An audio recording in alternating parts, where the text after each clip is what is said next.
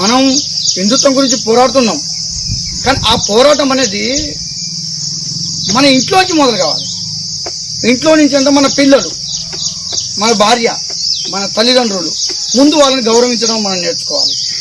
వాళ్ళని గౌరవించడం, వాళ్ళకి ధర్మం గురించి వివరించాలి. మన పిల్లల్ని నెక్స్ట్ జనరేషన్ గుడికి తీసుకుపోవడం, మన ఇంట్లో హనుమాన్ చాలీసు, భగవద్గీత, రామాయణం ఇటువంటి విషయాలు వాళ్ళకి నేర్పించడం. ఎందుకంటే ఈరోజు మనం నేర్పకపోతే రేపు వాళ్ళకి రాదు. పద్యమే ఉంది, మొక్కే వంగది మానే వంగుతుందా అంటారు. పిల్లలకి మనం నేర్పాల్సిన బాధ్యత మన పైన ఎంతో ఉన్నది.